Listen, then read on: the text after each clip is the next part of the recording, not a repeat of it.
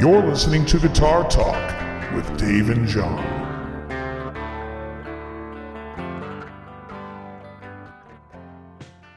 Hey, everybody. Hey. It's Guitar Talk, everybody. You've been waiting all morning for this with your coffee. It's in your cup. It is. Nothing finer on a February morning. Enjoying the clean, refreshing taste of Folgers crystals. The best part of waking up is masturbating to porn. What? That sounds... Yeah, I don't disagree with that. Not a bit. You know, you get older, you got a wife and kids and stuff, and she's rushing around getting them ready in the morning, and you're just like, don't mind me. Yeah. Anywho, hey, so, you're listening to Bickering About Fretwire. No, that's what I wanted to call the show. Yes. Then I had nothing to complain about with Fretwire. So we're going to keep it Guitar Talk. Keep it light, everybody. You know what's funny? So I got a comment yesterday. Was it yesterday or today? About somebody was subbed me because they liked one of my Warmouth guitars, and he was like curious about the Fretwire. And I told him it's 6100 stainless. But then I was curious because I'm like, well, you can't play it through the computer, so it's not like you're playing it. You're going, oh, this thing does feel great. What's this Fretwire? You're looking at a 2D image of a guitar. Mm-hmm. And I'm telling you that I ordered whatever the hell I wanted, and I like 6100. Whatever you like, you can get. But they say, well, what is it that you wanted? And you say, well, yeah, what did I get? I just 6100. found that to be interesting because I was like, I'm going to get what you got. Bingo. Which, folks, if you are unsure, and there's something that I said, because I do know I have that type of property where I hypnotize my viewers, and I tell them, you do not like Gibsons anymore. You are strictly Fender. And we know that doesn't work. Hey, let me ask you a question about bickering with Fretwire, or about Fretwire. What Fretwire do I use to get Don Henley's vocal tone on Hotel California? Well, that's a very interesting question. Henley uses a very specific gold wire. Oh. What type of fret wire do I get to get that Neil Peart drum sound? Yes. No. So, in line with this, I heard something on an amplifier company's user group yesterday. Some guy was saying, I think it was Friedman. It was either Friedman or Diesel or something. I don't know. But in the user group channel, a guy said, I guess it was Friedman. What Friedman amplifier can I get that will get me that alter bridge sound? Now, folks, you know that I was surprised about Mark Tremonti's impact. So here we are. Somebody seeking out Mark Tremonti's sound. Now, I have a very strong opinion about this, and I want to hear Dave's. But first, I'm going to give you the very brief of mine. So, for this customer who is looking to find that alter bridge sound, first thing I would suggest is learn how to play the song, not just note for note, but learn how to attack the strings the way the guy attacks the strings. The same vibrato that the guy has. You're going to want to pretty much evaluate your dynamics against his, because that's going to be more important to getting his sound than whatever amplifier you choose. 100%. Okay. In fact, doesn't Tremonti use a rectifier? I thought he was a dual rectifier guy. Yeah, it was dual rectifiers mixed with something else. He's one of these like multiple amp blend guys. Oh, okay. Yeah, which is fine. Like dual rec and an Ubershaw or something like that. Right. Okay. So you can, it's funny, you can pick up a Line 6 amp and sound just like it too, if you can play the parts like the guy. If you ever listen to Steve Lukather pick up a guitar and stop playing it, it always sounds like Lukather. You know what he sounds like when he picks up an amp? When he picks up a guitar and plugs it to whatever amp he plugs into. Yeah. Every time he picks up an amp, he's like, oh, my back. But he's like, I got to get my roadies here. No, but every time he picks up a guitar, that's funny, and he goes to play through an amp, it sounds like Lukather. He could play a Fender Mustang. He could play a Hot Rod Deluxe. He could play the Bogners that he's using. It's going to sound like Luke. It's just that's who he is. So when people are like, how can I sound like, it's like people like, how to sound like Angus Young. Learn how to play his songs. Then no matter what you play through, it's going to sound kind of like Angus Young. Yeah. Once You you know? nail the dynamics and you nail everything else, you're close.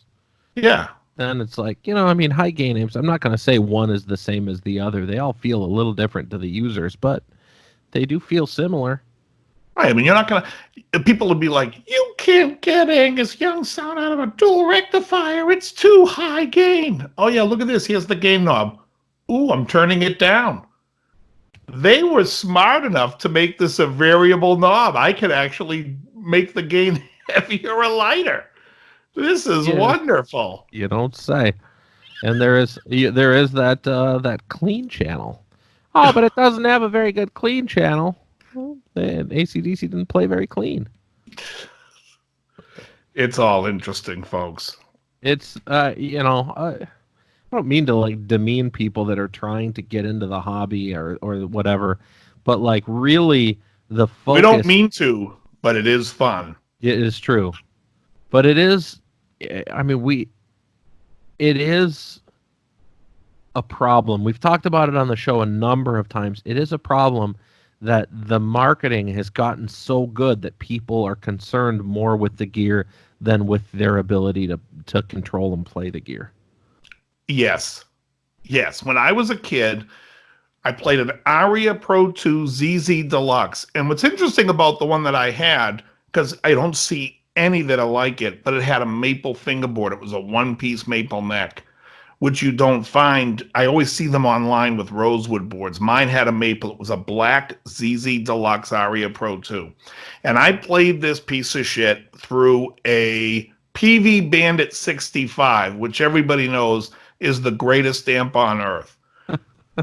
And literally, I could get any sound I wanted out of it. I fought. In fact, I think it made me a better player that at age 16, I'm playing against guys that have Marshall stacks, and I'm trying to get that tone out of my fingers. You know what I mean?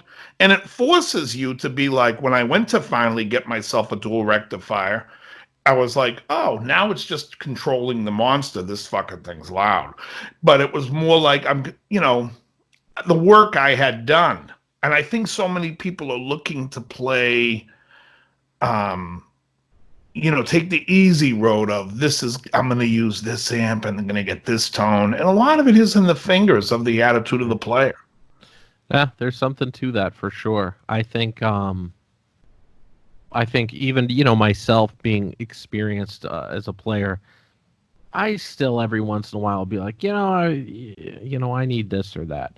But the need has a lot more to do with just re-inspiring myself than it has to do with chasing somebody else's tone. But it's not really the need as much as it's the want. Yeah. You want it. I mean, it's fun. Once you get to a certain level, you like buying gear. It'll inspire you. It'll make you think outside of where your comfort zone might be. And, if you can write one great song. I mean, there was a funny video on YouTube where Johnny Marr is playing a 335 with a Bigsby, or a 355 with a Bigsby. Okay. And he talks about when he picked it up and started playing it, he instantly wrote Heaven Knows I'm Miserable Now.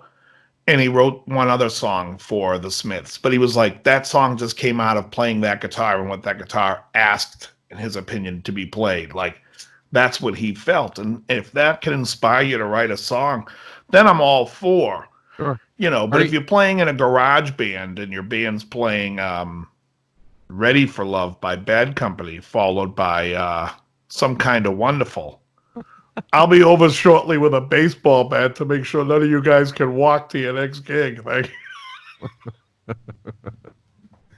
It'll be a scene from The Untouchables. Sure. Do you remember Steve Travato? Oh, I love Steve. Yeah, okay, good. You know Steve. So Steve was at the Friedman, the guitars portion of our business, playing a handful of different guitars and such, as we were just talking about stuff. And he was of the opinion that different guitars, even in the same family, are made for different things, and it's all personal to how you interact with the instrument. He was sitting there playing one guitar, and it was a Telecaster style guitar, just simple. It was a regular, I think it was like a Friedman Classic T, which would be your two single coils, and he was sitting there playing it kind of Chet style. Sure. And then the next one that I gave him was the same thing, but with a humbucker in the neck, and without plugging it in, so the pickups didn't matter. He played the guitar completely differently after about 30 seconds of playing that guitar. He just kept kind of running like quicker little scales and blues licks and stuff, and he's like, yeah, this particular guitar wants to be played fast, and it was that sort of a mentality. And then, as we went through different guitars, he was the same way with every guitar. It was like pulling a different personality out of each guitar, which I thought was really interesting. So wait, Steve Travato didn't sit there and play any licks, and you didn't say, I've seen Dave Levine do that. I stole so many licks from him. I love his country chops. I got to get him on the show one day. Yeah, he's great. I love Steve. Steve hates DiMarzio, by the way. At least he did years ago. He loves Duncan. Oh, that's really funny. Yeah, I don't know. Yeah, at least he did years ago. Him and I had a conversation about it. It would be a really funny trope to have him on the show, and then you play a lick and have him. Oh yeah, I'll tell him I wrote it. If it's his or not, because he was telling me a story about how that happened with him and Joe Walsh. He specifically stole a lick from Joe Walsh, and I think it was Joe Walsh, and played it right in front of him. Oh, Joe, really? Yeah, Joe had no idea. Well, that's hilarious.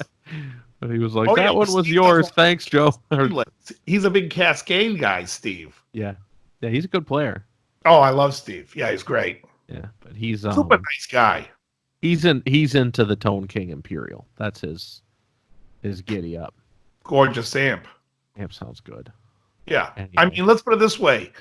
If the Tone King Imperial was available in 1983 and it cost the exact same amount as the PV Bandit 65, I might have been like, well, let's see. Let's toss a coin. Exactly. In 1983, I bet you would have picked the PV. No way. You wouldn't have been like, oh, this country-ish sounding amp is where I want to be. You'd have been like, I can't get my Iron Maiden licks out of this one. 83, I was like, what the hell does saturation mean? Every other amp calls it distortion. Again, this thing's calling it saturation. Like they. It's driving me bananas. Oh, man. Speaking of driving, did you talk to RL? I played golf with your brother. Then he didn't respond. Yeah. Hold on. I said, how did you do? And he didn't respond to that. Oh, that's how bad it was. Oh, really? No, not for him. Let me ask you the real question, and you know what the next question's going to be, is where did you guys eat up there? Did you guys go to that? The Moss. Oh, you put Paquito Mas. You know what? He did tell me that, too. Yeah. The Paquito Mas is the best. Before he even came to pick me up, because he drove out there, sure. He said, by the way, we're eating at Paquito Mas after this. That sounds like RL. I was like, you're really feeling it, huh? Oh, okay. Yeah. Okay, and so now that the listeners are getting to know your brother a little bit, we got to get him on the program. Oh, yeah, we should get him. Do you remember when you lived out here, there was a restaurant called Gilbert's or Gilberto's of Indio? Where is it? Like Pico and... I'm gonna go with like Pico and like 26th or 30th or something like that. Oh, so it's in Santa Monica. Yeah, it's called near the Wiener Schnitzel. Oh no, it's further. It's down the street. It's right there in that little area. Okay, I don't know if you ever ate there before. It's no, just little taco stand sort of thing. It's right across from McCabe's. Yeah, they do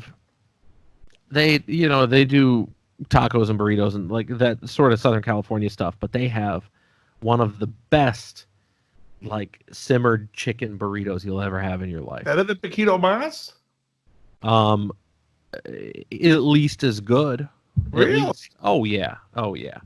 And RL was telling me yesterday that his wife has been asking him endlessly to go to Gilbert's. She's like, yeah, I love it. And he's like, I haven't done it.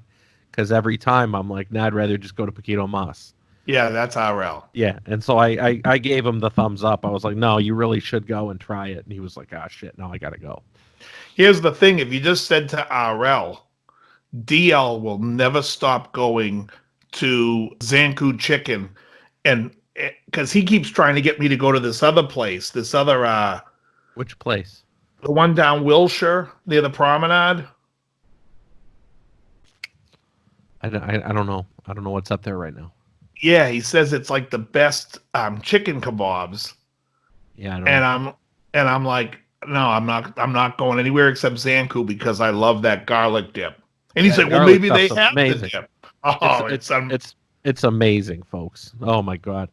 So the thing that's really funny about this is that his wife, who he's been married to for years, keeps telling him to go to Gilbert's and he won't listen. And then I said, no, you really should. And he goes, all right, I'll go. right. She can't get him to go. Exactly. I got to tell you, when I was there, I went to Genghis Cohen, and it was like the heavens opened up. First of all, the girl working there was like this to me. Where have you been? So I was like, oh, this is going to be great. And so Emily and I sat down, and I ordered the hot and sour soup with the tortilla strips. And then we got the Chinese, they don't call them tortilla, though. Whatever they call them. It sounds like you stab your foot with a fork. That's the name. Whatever that. Anyway, so we got the pot stickers and then the orange chicken, but everything was like cooked to perfection. I was like, this is the best. It was unreal. Yeah. Genghis Cohen was fantastic. Yeah. Then afterwards, we went by Guitar Center. I'm just kidding. I just wanted to throw guitar in the story. Right, exactly. Well, they do have live music. We played at Genghis Cohen years ago. We did. I supported you as a backup guitar player in your solo project, I believe. Yeah. It was called the Dave Levine Project. We had Erin Ann singing, Krista singing, and Amy, and I can't remember her last name because she's on Klobuchar. my Facebook. What was it? Amy Klobuchar.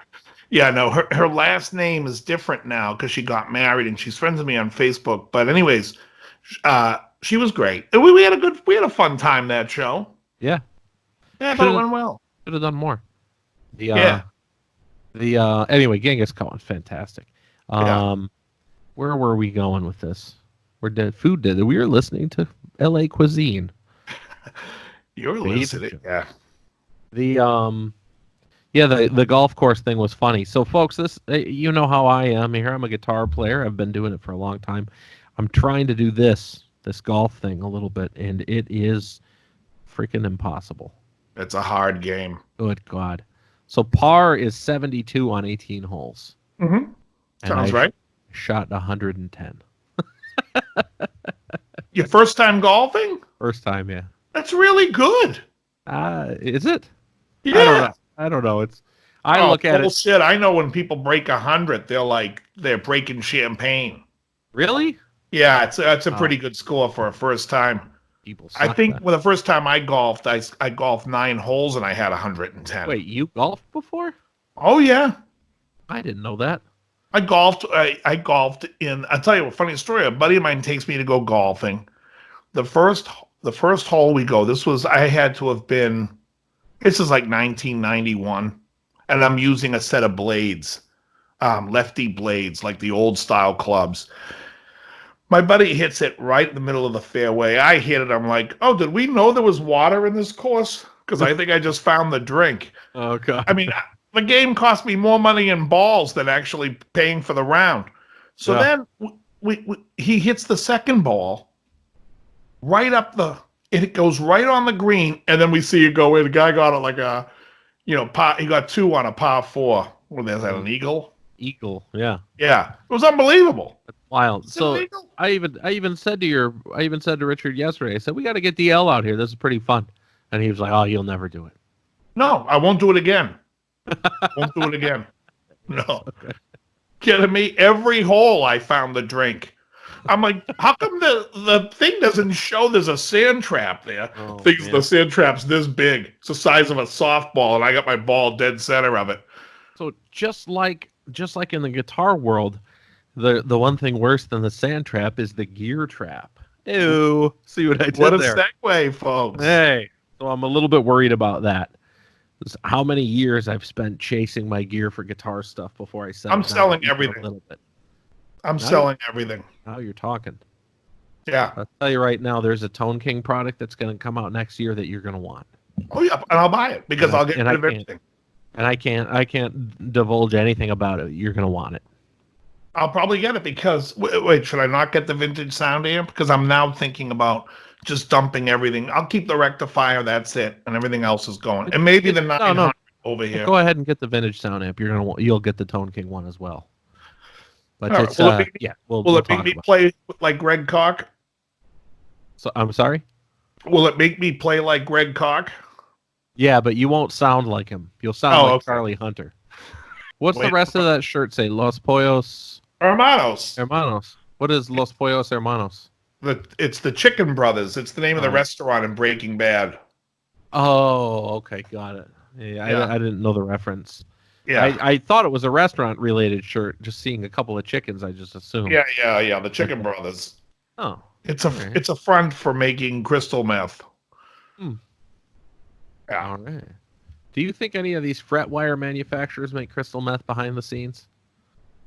No, but I read an article about mattress companies that there's a lot of rumors that they do because there's a mattress firm everywhere. And they're like, why are there so many? And some guy debunks the whole myth by telling them how they bought all the sleepies. And you see mattress firms across the street. You ever go into a mattress place, there's either ever one customer in there or nobody. Right. But these places are popping up all over the place. Right. And sometimes they're across the street from each other. So there was a story going around that they're front for drug manufacturers. It's an interesting question. There's a lot of that type of thing. Yeah. I mean, guitar shops are like that. How can anybody go on a guitar shop these days? I was watching a video the other day. Brad the guitarist goes into a shop in Tennessee, and the guy's like a hoarder. You know, he's got like the back room. I don't know how the hell anything's getting sold in that. It looks like he has thousands upon thousands of dollars of inventory and crickets in the place. Do you remember who the store was? No.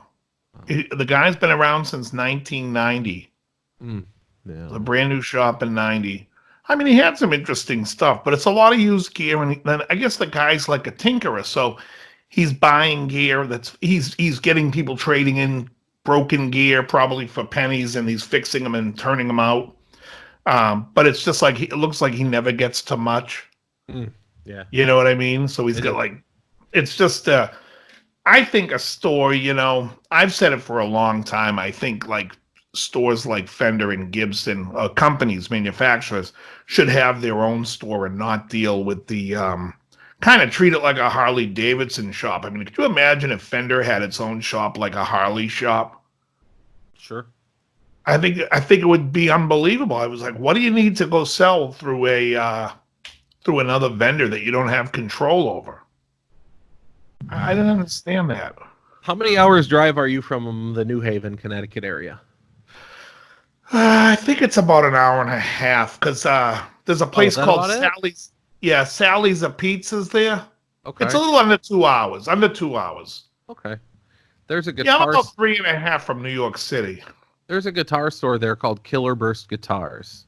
Anybody in the Northeast, if you get a chance, you should go there and check it out.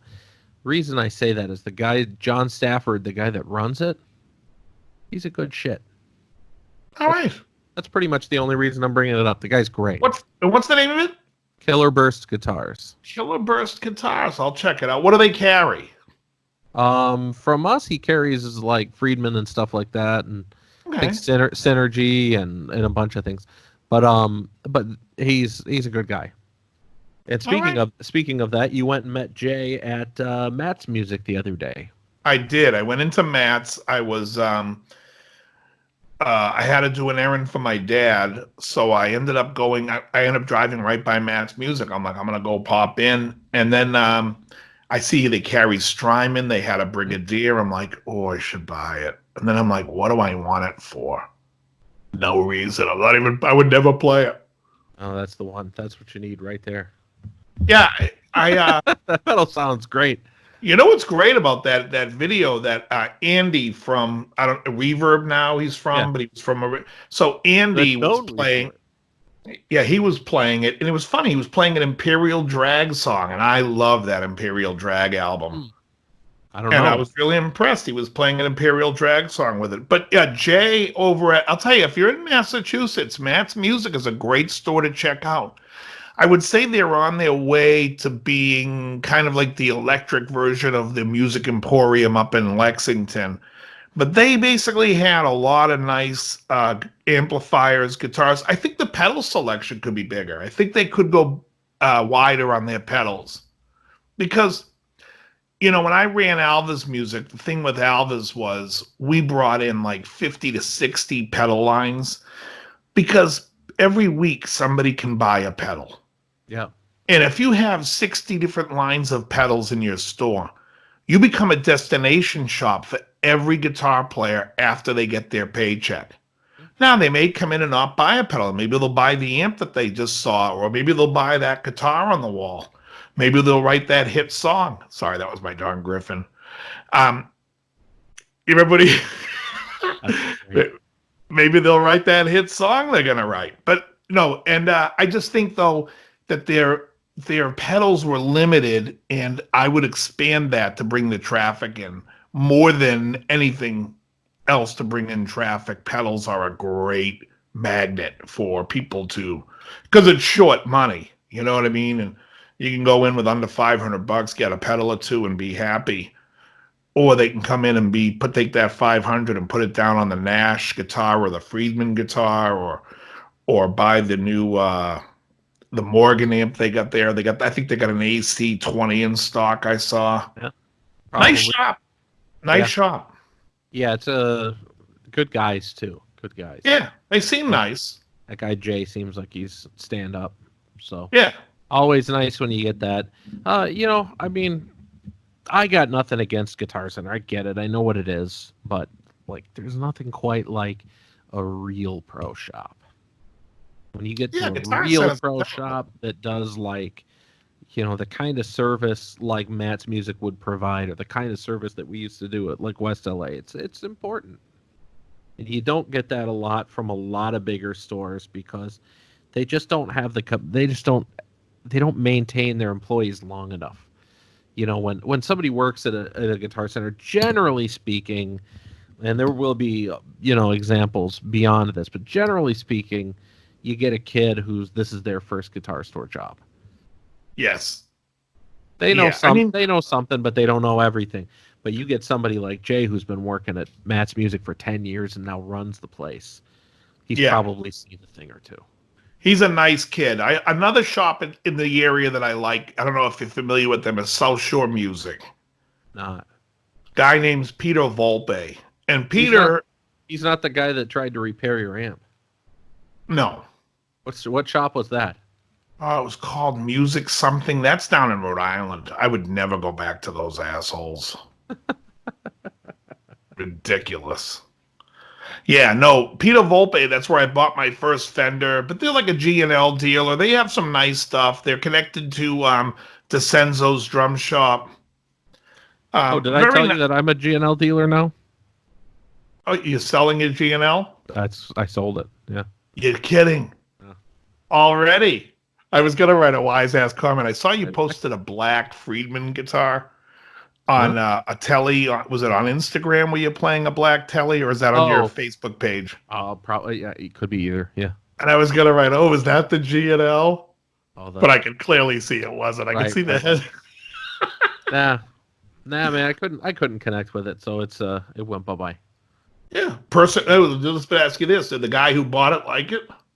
Hope so. Yeah, that's the best thing is when someone buys a home, somebody gives it a home.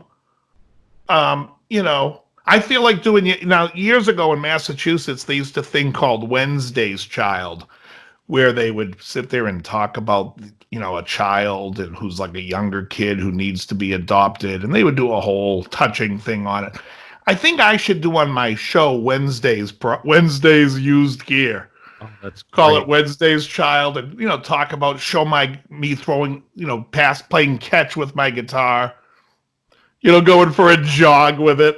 Like, Oh, that's funny. and then afterwards sit there and go, this needs a loving home. Now, Won't you be the one to give this guitar a loving home? you ever notice that in these montages about, the loving, like, adopted kids and this, they never show the part where you're, like, fighting with your kid to get the homework done. Right. It's always playing catch, like you said, or maybe you are sitting down at the table doing homework, but everybody's happy to be doing homework. Yeah, this was a light week for me in terms of guitar. I didn't get to spend a lot of time with the instrument this week. Work was, the work related stuff was relatively slow.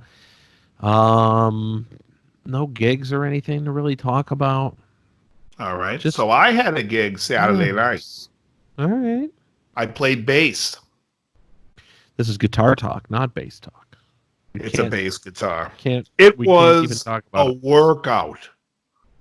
I was dying. We were playing. There was some songs in the middle of the song. I'm looking over at the other guys in the band like this.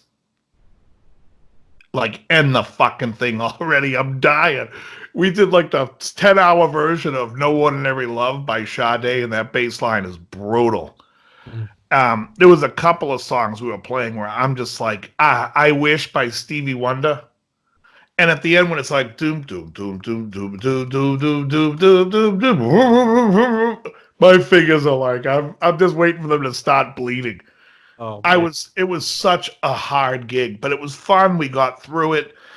That was cool about that gig. I was playing guitar quite a bit this week. I took out my black guitar. I don't know if you saw. I posted it on Instagram, the one with the skull on the 12th fret, and God, I really love the neck on that guitar. It's a little bit wider than 1 3/4. Like, they didn't get it just right at Warmouth. It's a little wider, and I love it. And the fret wire that I'm using is black. No, that's enough of that. So no, but it was I had a busy week. I was running around. I had a couple of rehearsals to deal with. I was playing. I also saw something on the web, and I tried looking it up, and I couldn't find it anywhere. But there was an article from like 2016 where Steve Wariner and Megadeth were doing a song together. And now I can't find anything on the song. The article was from 16? I think so. Look up, if you Google Steve Wariner and Megadeth, which is odd because they're John Bingham's 2 favorite artists of all time. Let's take a look here. It looks like the song was going to be called Worlds Collide. Okay. Yeah, I see something here. So it looks like they recorded it because they're saying you're saying Warner, there's a chance. It's out of my world, Warner told the Tennessean. I'm a traditional country guy, but the stuff I played on is awesome. That's how he sounds too. Mustaine has even attended one of Warner's shows. But it's not the first time that the former Megadeth guitarist. Yeah, enough of that. Okay, so they recorded it. I don't know if they ever released it. What they didn't say in this one that I'm looking at what it was called. Yeah, the one I did, it was called Worlds Collide. Okay. And you can't find the song? No, I don't. No idea about anything about it.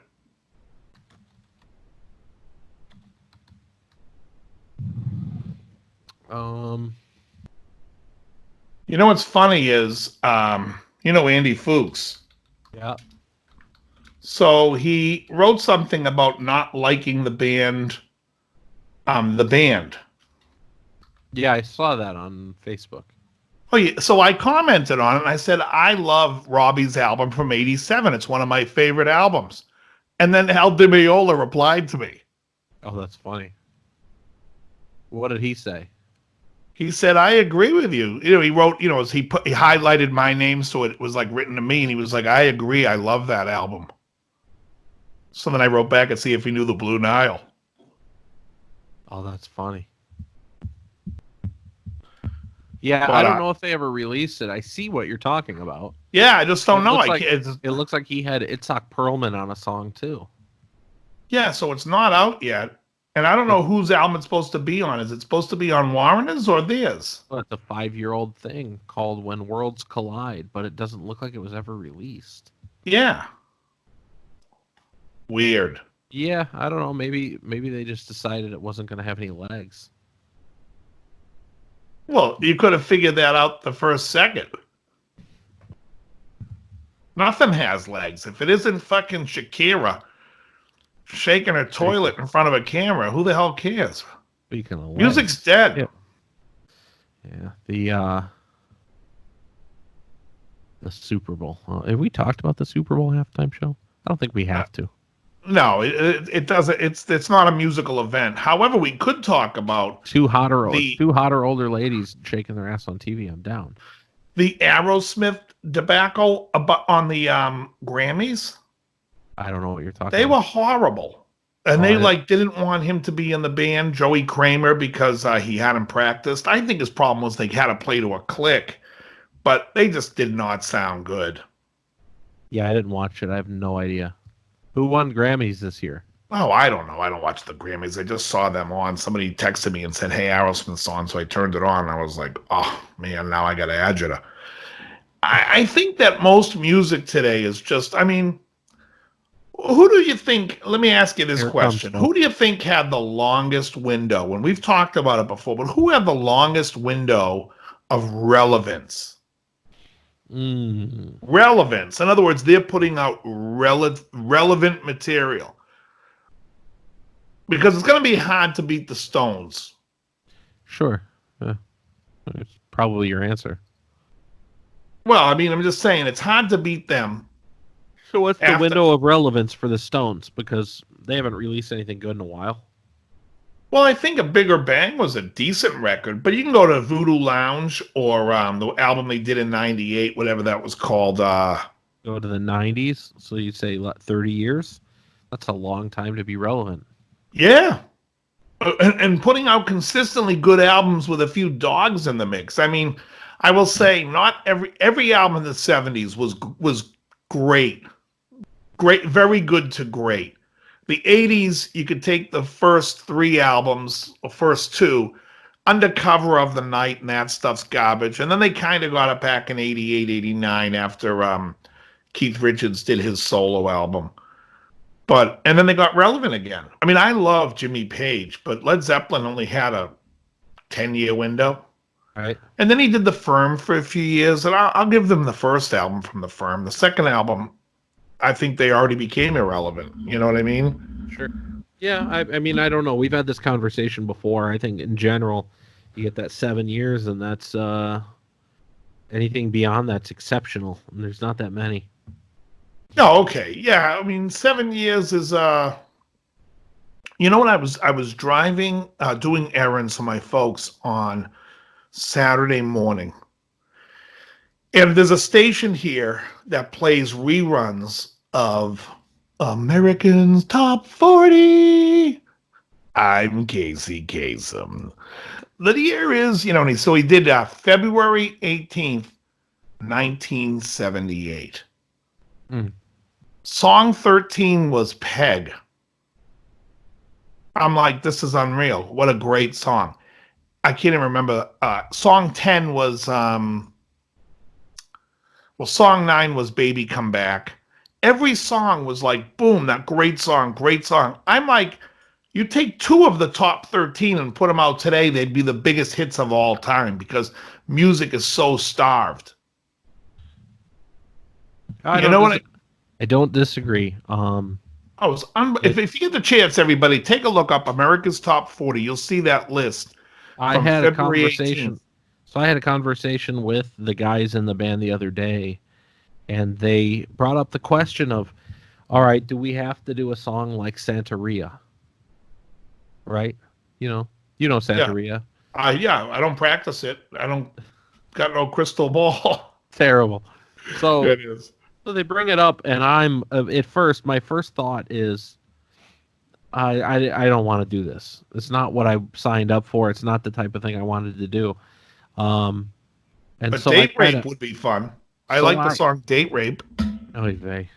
That's a good song. I don't know the song, but I just didn't want to do that song because I didn't. At first, my thought process was I don't really want to be in a cover band that's covering top 40 music, and that's just top 40 of the 90s. It's not what I Mhm. wanted to do at all. I'm with you. And I had a conversation with Tommy Kessler the other night. Tommy Kessler is the guitar player for Blondie right now, if you know him. Okay. I So, don't. and he's in the Rock of Ages Broadway show. Okay. He does, yeah, those are his main gigs. Anyways, I'm having a conversation about this, about cover band stuff. And he was like, yeah, I feel ya. And he's like, I still, every time I play in a cover band, which I do often, he's like, I still have to tell myself you're playing to the lowest common denominator. You don't get to play the fun stuff to satisfy yourself. Your job is to go out there and play Santeria and shit like that because that's what's going to get the girls dancing and that's what's going to get you a paycheck. Yes. Fair enough. Fair Right. enough. But that's a different gig, though. That's a paid gig. Well, that's what we do.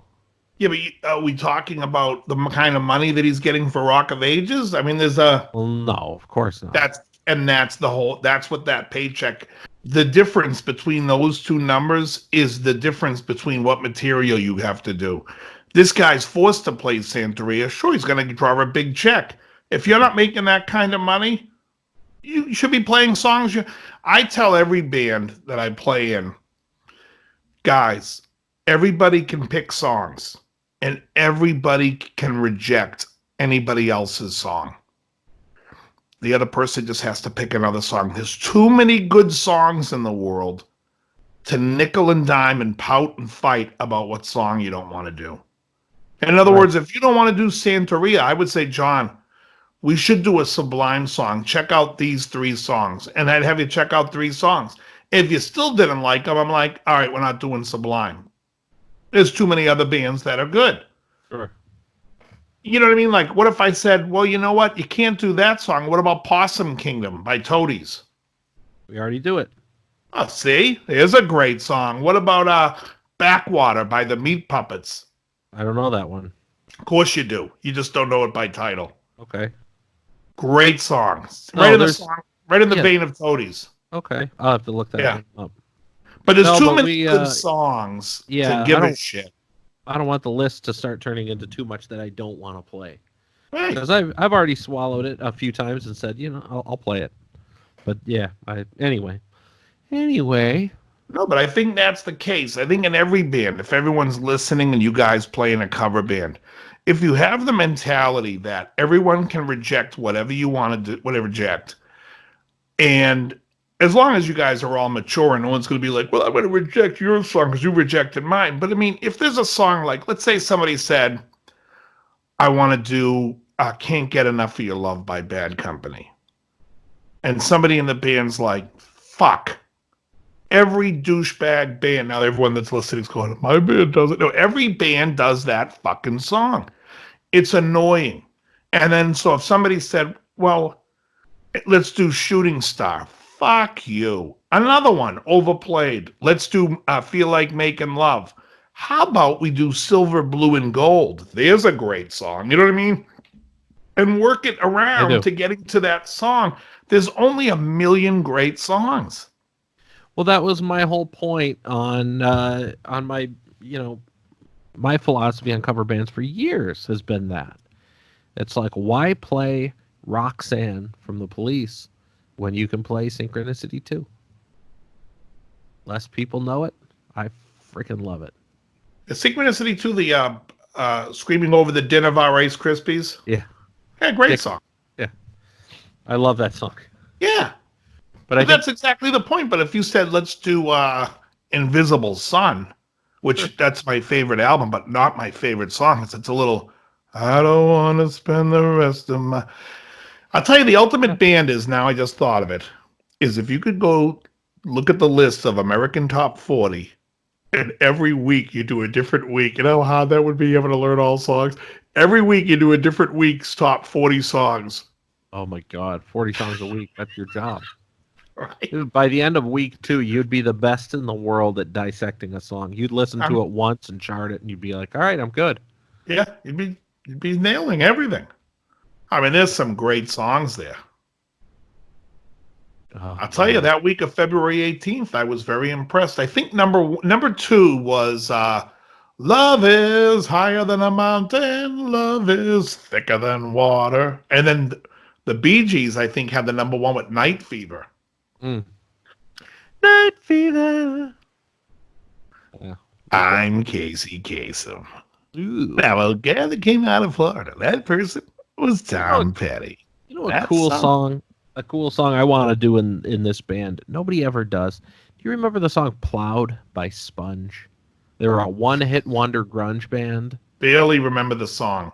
Say a prayer for me. Say a prayer for me. Plowed into the sound. Ah, cool song. Really cool song. Nobody ever plays it. And I think the moment people hear it, they're going to go, oh, I remember that. Well, that song Touch Something and Peeled. What's that song called? By Days of the New.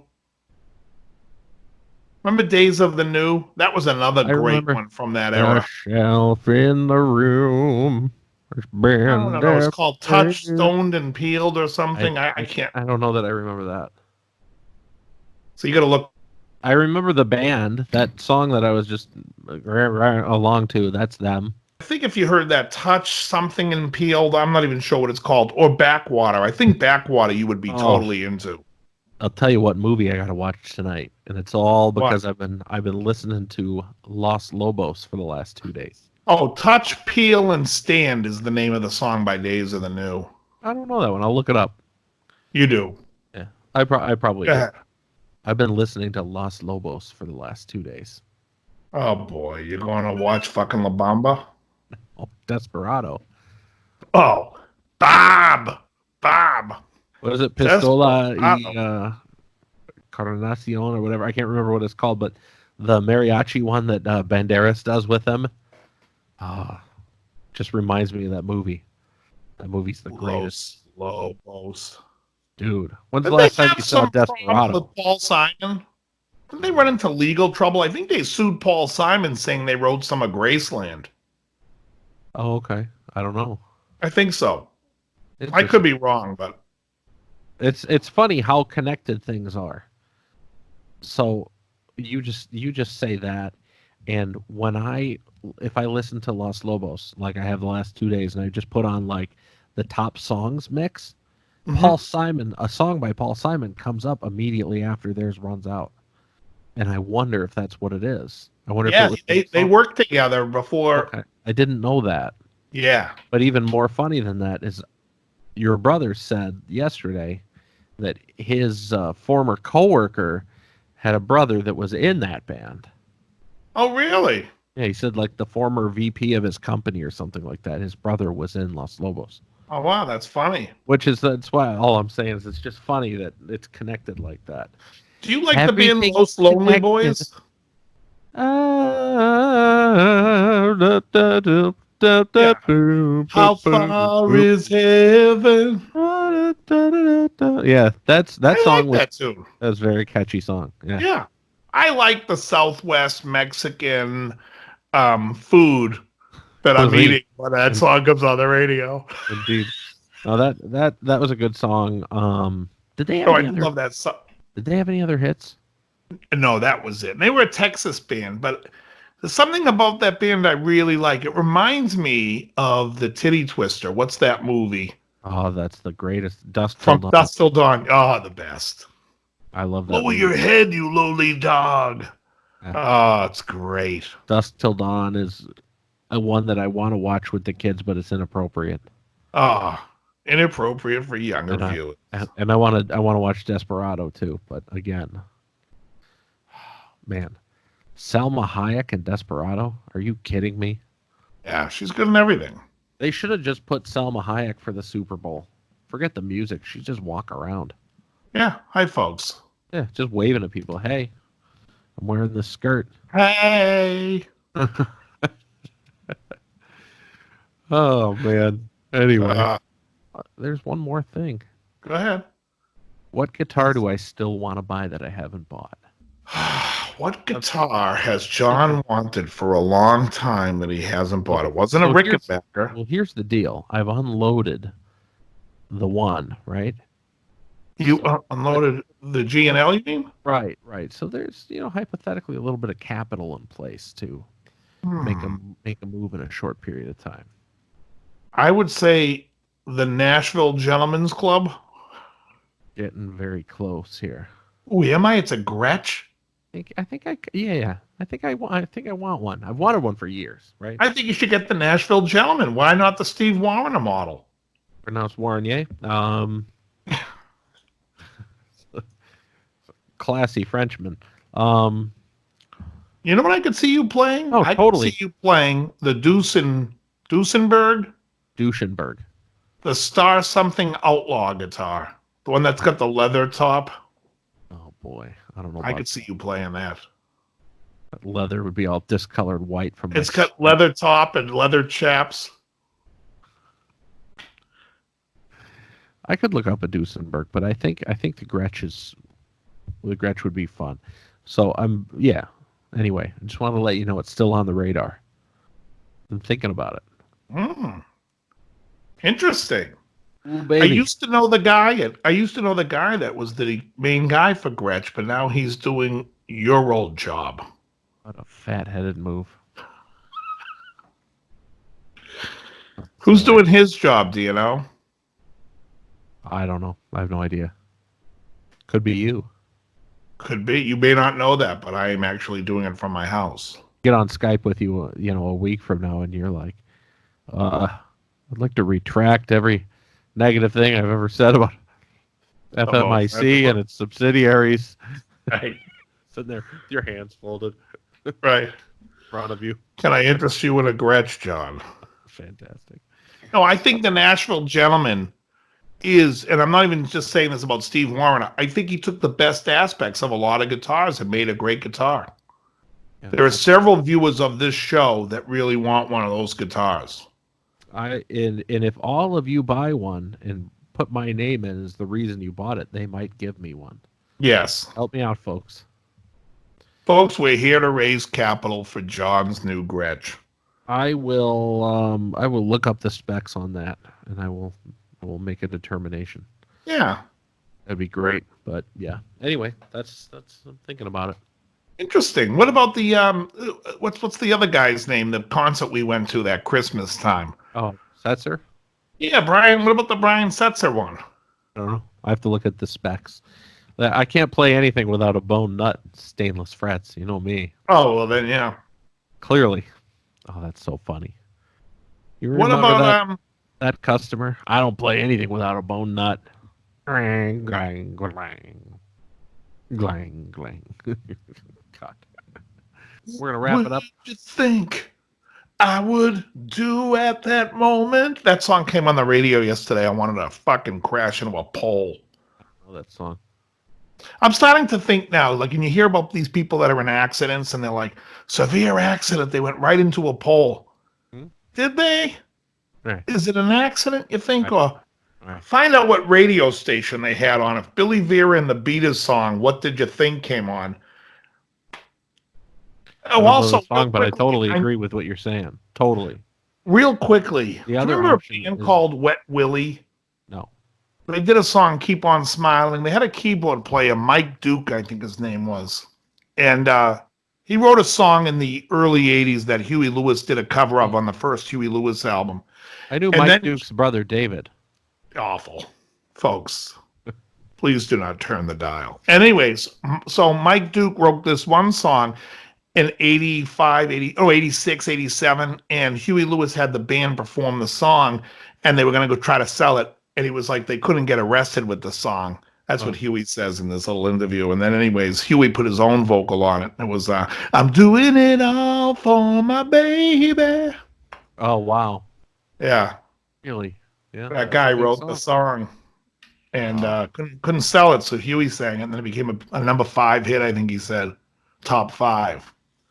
And that person was Huey Lewis. And that song was Doing It For My Baby. The year was 1987. Huey Lewis was caught masturbating in a nightclub in Germany. Mike Duke came up to him and said, I'm doing it all for my... What the piss is this about? Anyways, folks, that was all fiction. Too soon, folks. No, but you know what I mean? Like, I love the way Casey Kasem starts the story. The year was 1977. This band couldn't sell the song to any label. Finally, Atlantic Records bought it. Then they distributed the song incorrectly, and they had to pull it back. While they pulled it back, somebody gave somebody a Dirty Sanchez, and, well, this song became a #1 hit. All right, folks. It was January of 1968. The frostbite had taken 3 toes from the Cleveland Browns defensive line, but that wasn't enough to stop this fine young gentleman from writing this classic jam. That's awful. I can't do it. Anyway, we're gonna leave it at that, everybody. All right, guys. Everybody have a great week, and we'll see you next week. Cheers, y'all. All right. Very good. Later.